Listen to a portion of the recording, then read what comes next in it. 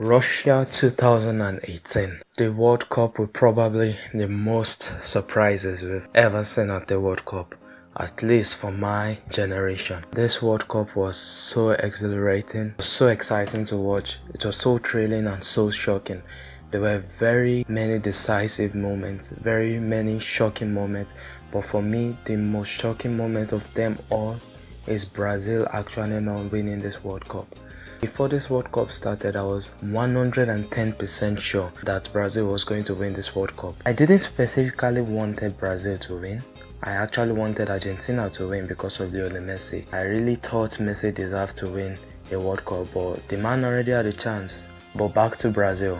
One of the biggest reasons that I said Brazil was going to win this World Cup was the stage, the place where the Brazilians are right now, their current squad. If you watch my prediction video, I made mention of how many players Tite had to drop just to find a balance in that team between attack and defense. It wasn't a bad decision not to take these players with them, because you can't just have a team made up of attackers who is going to defend, and that team was really balanced. The defense was very stable, and Fagner, I don't think he had a bad World Cup experience also. But the match against Belgium, I think, exposed Brazil's inability to play as a team sometimes.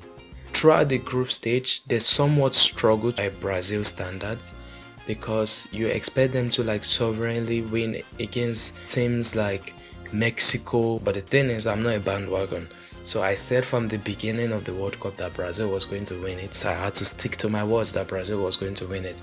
And one thing about Brazil is that the bigger the stage, the better they deliver. So that was what my thought was on. But unfortunately, they came up against Belgium, and many people said Belgium destroyed them. I don't think Belgium destroyed Brazil. No, they didn't. If you watch the whole 95 minutes of that game, it was an even match. The match was evened out. I don't know how to say this, but one of my conspiracies for the World Cup is that, or for a match, is that if a team starts off a match by losing big chances, they are most likely to end up losing it.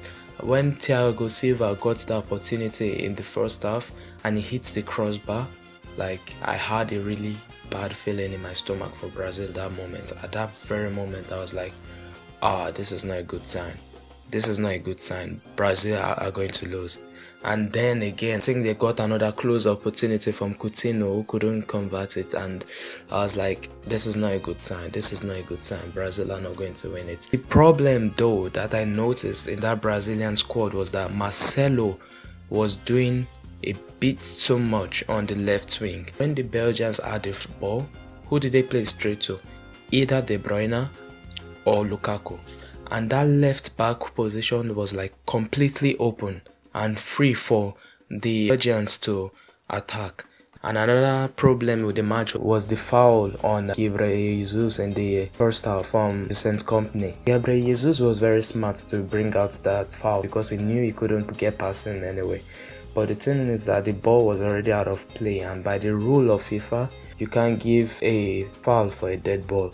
The most you can do is give the player a yellow card and the match goes on. Augustos was brought onto the field. He scored a joker goal, and when he shot the ball, I was like, it's over now for Belgium, because if Brazil were going to go 2-2, there's no way Belgium was going to recover, because Brazil were all out attacking against the Belgians in that game. But the ball just slightly rolled past the post, and I was like, how has he missed that goal? There was some distance, but in that moment you expected him to have converted that goal, and it was really sad that he couldn't score the goal.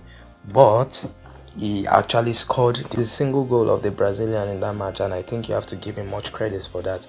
Of course, Neymar, who was already slammed by the media, and even I myself, for diving like a dolphin. It was disgusting to see those kind of performances from a over 200 million euros player. You expect someone like that to be able to stand on his feet and show what he can do, and I think Neymar should be really ashamed of himself.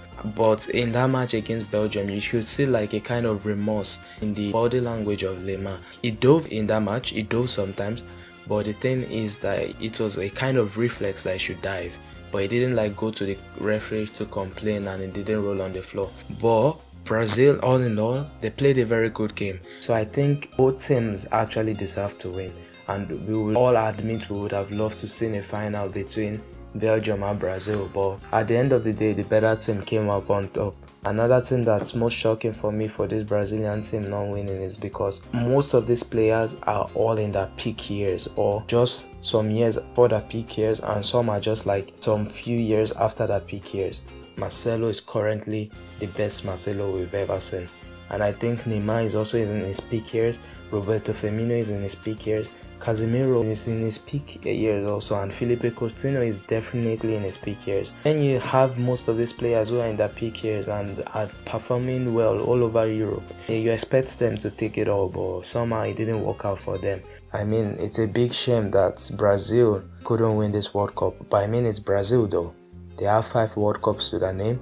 If it was another team, you may say we wouldn't see another golden generation like this for the next 8-10 years or something like that. But it's Brazil. Like almost every World Cup, they always have a new golden generation. So I don't think it will hurt the fans too much. But when you kind of think about it, that Neymar's next World Cup is going to be when he's 30 years old. It kind of messes up with your mind, because you start asking yourself, is that really it? Is that really all he could deliver?